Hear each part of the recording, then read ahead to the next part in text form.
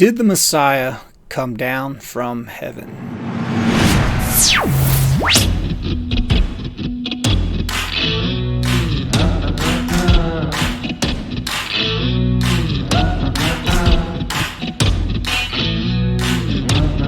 All right, so does the Son of Man come from heaven? John 3:13 it says, "And no man has ascended up to heaven, but he that came down from heaven, even the Son of Man which is in heaven." I don't know about you, but this doesn't make a whole lot of sense. It says, "He that came down from heaven, even the Son of Man which is in heaven." So this is confusing because he's sitting here having a conversation. We're in John chapter 3. He's having a conversation with Nicodemus, a ruler of the Jews, right? The Judeans. He's a rabbi. He's a teacher, right? So he's having this conversation, and he's saying, is he saying that the Son of Man came down from heaven and that he is in heaven? Well, that's obviously should raise a red flag for all of us, that he's saying he's in heaven when he's sitting there having a conversation. So something's going on here, and the answer to what's going on here is scribal error, poor translation. And we'll look at this. What you can do with this is look in the even a Strong's Concordance can help us out.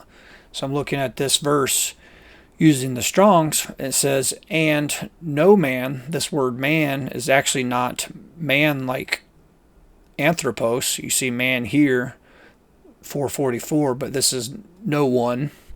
And the words hath ascended up is three words translated anabino. So that word hath ascended makes us think like this is something that has already happened. It hath ascended up. So already you can already see just the poor translation in this verse. So if we work this out, it says, "And no one has," let's put this into the current context of the Messiah sitting here having a conversation with Nicodemus saying, "No one has ascended up to heaven." But, and here's another one, this word "but," we think of in contrast, no one has ascended to heaven but he that came down. So, well, obviously the Son of Man has not gone into heaven yet if you know the rest of the story. And he's not coming down from heaven. And so we've made this mistake that he's talking regarding himself as being the man that has ascended up to heaven. But let's look at this context.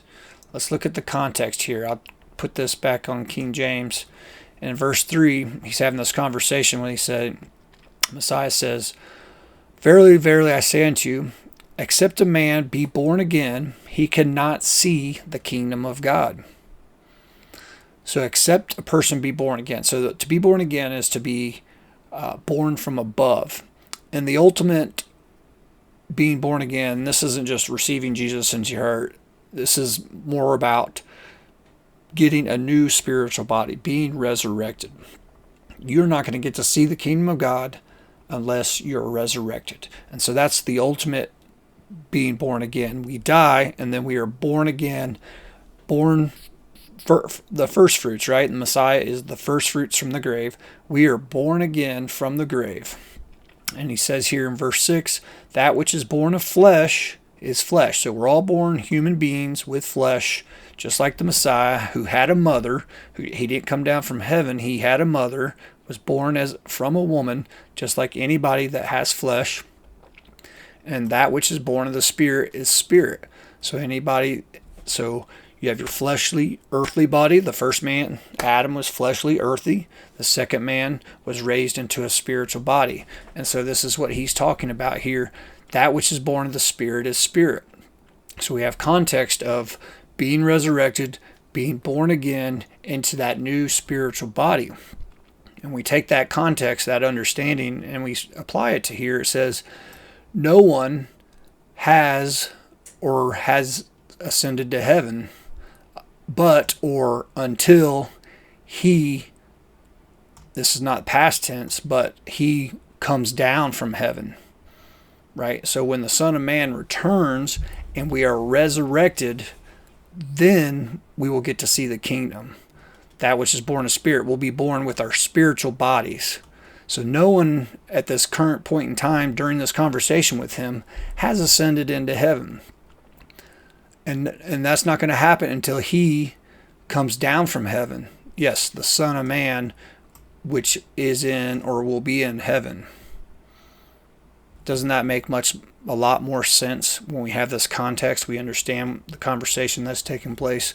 So the confusion from our translators, our English corrupt common language Bibles, has caused no end of confusion. But when we see the context, we see he's talking about being resurrected, that no one is going to get into the kingdom without being resurrected. So the Son of Man must come and resurrect us.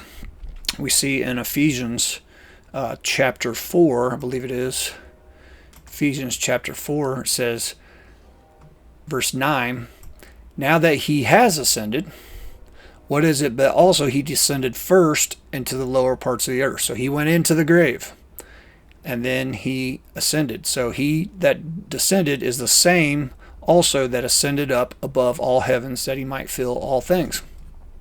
So we see here, now that he has ascended, he's gone through the heavens, as it says in Hebrews. When he comes back, when he returns with the angels, he must raise us up. He will resurrect us. So no man has done that yet until the Son of Man returns to resurrect us. That's what he's talking about in John 3:16, that no one ascends to heaven unless the Son of Man comes and resurrects them. Got it?